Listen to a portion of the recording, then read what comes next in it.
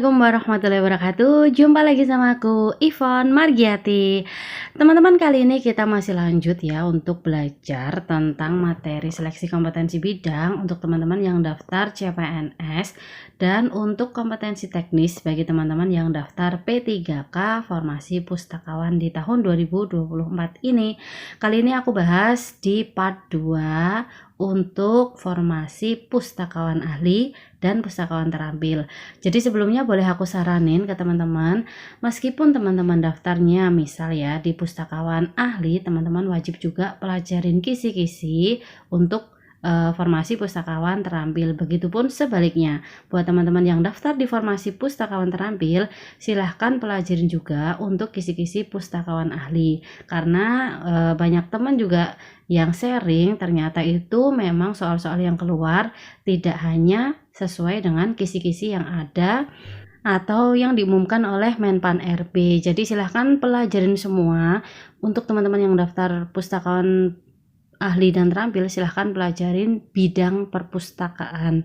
Nah, kemarin juga ada pertanyaan nih, Kak, kalau misalnya daftarnya di Perpusnas, tapi untuk formasi jabatannya itu adalah akuntansi. Kalau itu teman-teman pelajarinya sesuai jabatan yang dilamar ya teman-teman. Jadi bukan instansi yang dilamar, tapi teman-teman belajarnya adalah jabatan yang kalian lamar. Meskipun itu di Perpustakaan Nasional, jadi teman-teman pelajarinya bukan tentang perpustakaan tapi tentang akuntansinya kayak gitu.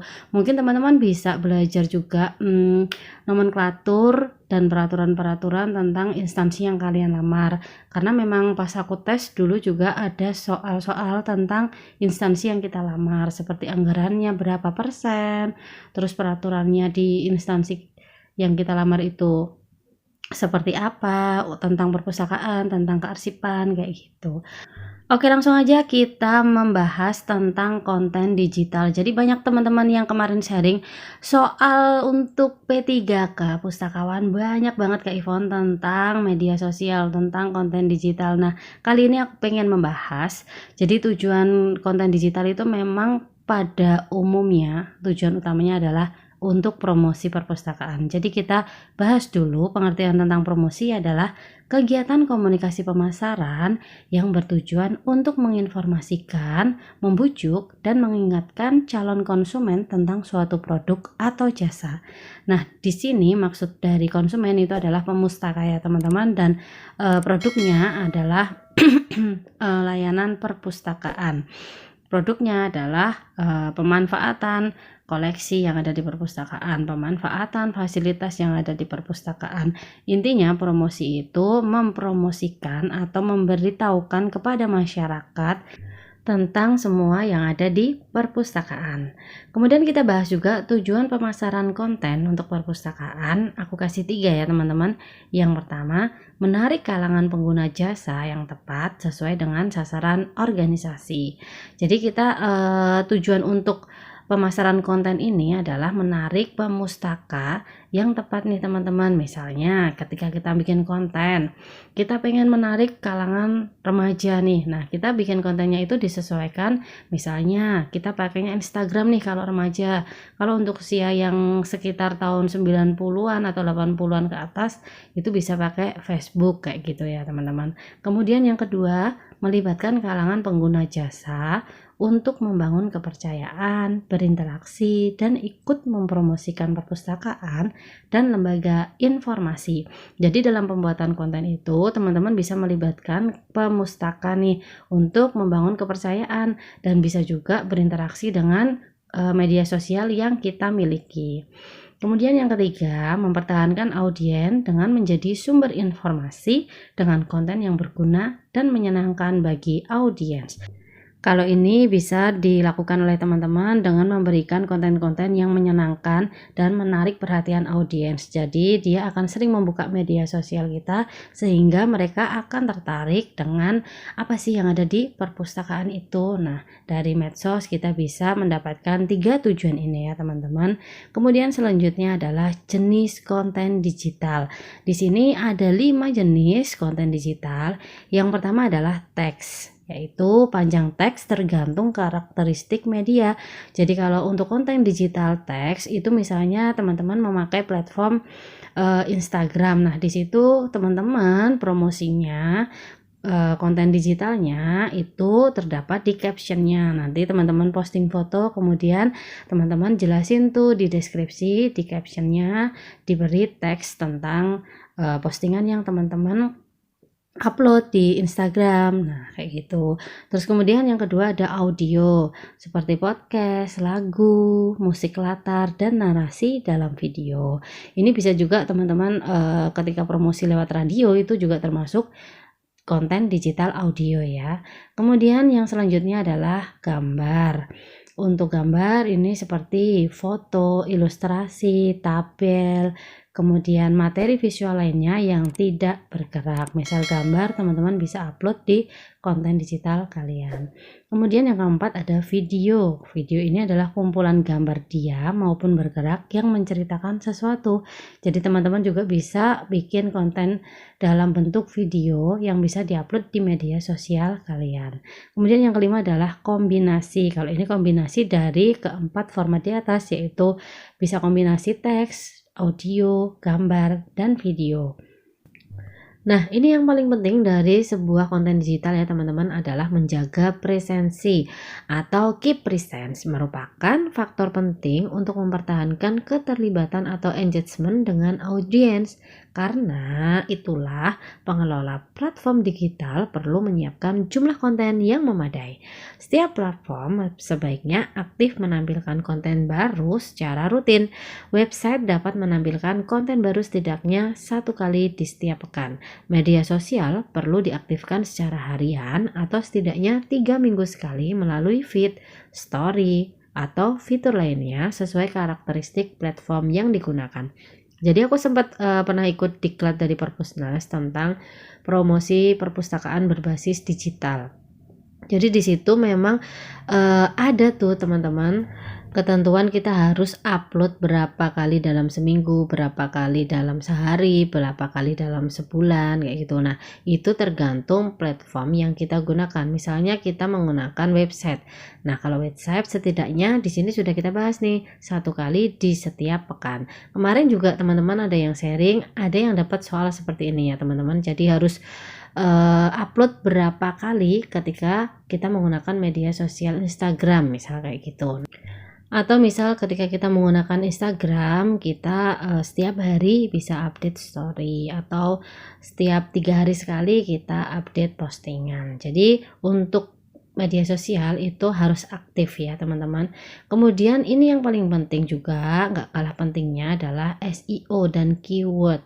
Tujuannya ada 3. Yang pertama adalah membantu mesin pencari menemukan kembali konten digital yang telah dipublikasikan. Jadi teman-teman itu wajib banget mencari kata kunci yang tepat, mencari atau menerapkan menggunakan SEO yang tepat di konten digital yang kita buat. Kemudian yang kedua adalah mempertajam strategi pengembangan konten. Yang ketiga adalah eksplorasi ide konten. Next selanjutnya adalah metode menemukan kata kunci. Ada 4 ya teman-teman. Yang pertama, cermati pertanyaan yang paling sering ditanyakan pemustaka atau calon pemustaka. Nah, ketika kita akan membuat kata kunci atau keyword, kita akan memasukkan kata kunci dalam konten digital kita. Teman-teman yang pertama adalah harus mencermati pertanyaan yang sering pemustaka tanyakan kepada kita.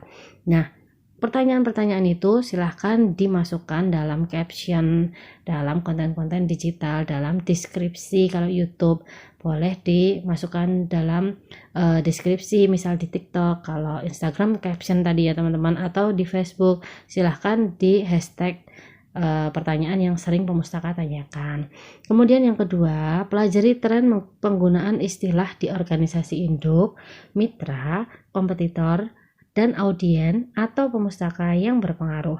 Jadi kalau untuk zaman sekarang kan banyak ya teman-teman tren-tren penggunaan istilah modern, atau kita juga bisa menginduk atau mencontoh instansi induk kita. Kalau kita kan perpustakaan, instansi induknya atau instansi pembinanya adalah Perpusnas.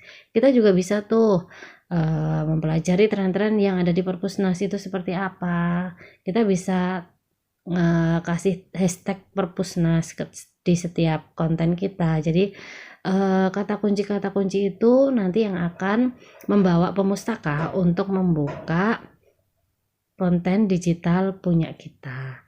Kemudian yang ketiga adalah rumuskan kata kunci yang mencerminkan keunggulan perpustakaan dan lembaga untuk mendukung tercapainya visi misi organisasi. Boleh juga kata kunci yang kita masukkan ke dalam konten kita itu adalah keunggulan perpustakaan kita atau keunikan perpustakaan kita. Jadi kita tuh punya ciri khas apa sih di perpustakaan kita? Nah, itu dimasukin aja sebagai kata kunci di konten kita. Kemudian yang keempat, perhatikan tren yang muncul dalam mesin pencari, terutama yang berkaitan dengan tujuan promosi. Nah, boleh juga dimasukkan nih tren-tren, misalnya sekarang kan lagi ngetren misal kayak kita bikin reels atau video-video di TikTok gitu, atau boleh buat YouTube. Misal ada kata jangan ya adik ya atau apalah gitu, teman-teman bisa ikuti tren-tren seperti itu untuk menggait bukan menggait ya, untuk mengajak kaum muda ikut membuka konten-konten yang kita buat, ikut komentar, ikut kasih like dan sebagainya. Jadi berinteraksi dengan media sosial yang kita miliki. Kemudian selanjutnya ada tempat kata kunci yang strategis. Kalau ini berarti yang pertama adalah judul dan paragraf awal artikel di website atau blog. Kalau untuk website atau blog itu bisa teman-teman kasih kata kuncinya di judulnya atau boleh di paragraf pada awal artikel yang teman-teman buat. Kemudian yang kedua adalah teks penjelasan atau caption foto atau video di medsos. Kalau teman-teman bikin postingan di medsos, misal Instagram, itu kan pasti ada captionnya. Nah, di situ teman-teman masukin kata kunci di caption yang kalian buat.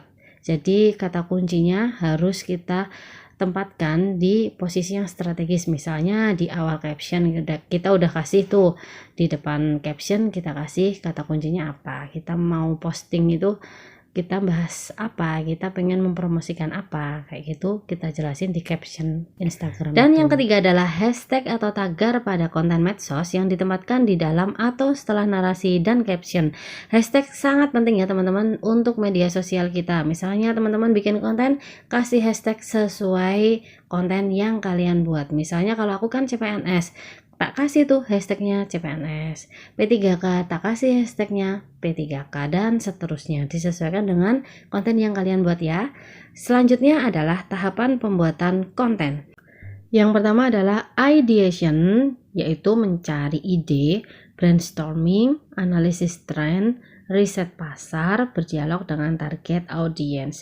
Jadi tahapan yang pertama kita cari ide dulu tuh teman-teman, kita tuh mau bikin konten yang seperti apa sih. Nah, setelah kita dapat idenya, baru deh kita research, pengumpulan informasi untuk mendukung ide, data, statistik, atau hasil wawancara dengan narasumber.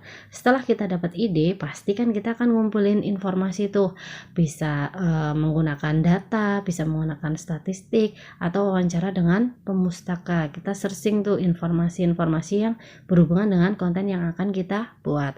Kemudian yang selanjutnya adalah planning. Setelah itu kita melakukan perencanaan konten, mulai dari menentukan target audiensnya siapa, tujuan kontennya itu untuk apa, hingga format konten yang akan kita gunakan itu mau pakai format yang apa. Yang keempat adalah creation, yaitu pembuatan kontennya nih teman-teman. Nah, nanti bisa berupa artikel, video, infografis, atau podcast. Setelah kita merencanakan tadi tuh kita mau pakai apa, kemudian kita membuat kontennya. Nah, pembuatan konten ini memang biasanya dibuat sebuah tim ya teman-teman. Nah, selanjutnya tahapan berikutnya adalah editing. Setelah pembuatan konten selesai, kita melaksanakan kegiatan editing, yaitu penyuntingan konten untuk memastikan kualitas konten dan sesuai target audiens. Kualitasnya itu udah bagus belum sih? Terus kemudian kalau udah jadi, berarti itu targetnya mau buat siapa sih? Untuk anak-anak kah, remaja kah, lansiakah, dewasakah, atau semua usia. Nah, kita tentukan di situ. Kemudian setelah selesai kita lakukan promosi. Promosi itu untuk menjangkau target audiens melalui media sosial, email marketing, atau paid advertising, melalui juga influencer juga bisa nih teman-teman. Jadi kita bisa memanfaatkan media sosial yang kita pakai, bisa menggunakan marketing yang kita milikin. Kalau di perpustakaan itu duta baca termasuk marketing juga ya teman-teman, bisa dimanfaatkan, bisa dimaksimalkan tuh duta bacanya. Kemudian yang selanjutnya adalah measurement, adalah pengukuran keberhasilan konten dapat dilakukan melalui jumlah views, share, atau engagement. Jadi setelah semua konten jadi, sudah dipromosikan, kita bisa lihat tuh keberhasilan konten kita. Kita bisa mengevaluasi di situ berapa sih jumlah yang lihat, berapa sih jumlah yang share atau berbagi kayak gitu ya teman-teman. Nah, pembahasan kita untuk seleksi kompetensi bidang bagi teman-teman yang daftar di Formasi Pustakawan cukup sampai sekian ya. Ini untuk part 2. Insya Allah nanti akan aku lanjut lagi untuk part-part selanjutnya. Terima kasih ya teman-teman udah melihat video aku sampai selesai. Dan buat teman-teman yang belum klik tombol subscribe dari tadi tapi udah nyimak nih video, silahkan klik dulu ya tombol subscribe-nya. Silahkan bunyikan juga tombol loncengnya supaya kalau aku upload video teman-teman dapat notifikasi. Silahkan juga like dan komen jika ada yang ingin ditanyakan, dan share ke teman-teman kalian supaya lebih banyak orang yang mendapatkan manfaat dari video ini. Assalamualaikum warahmatullahi wabarakatuh.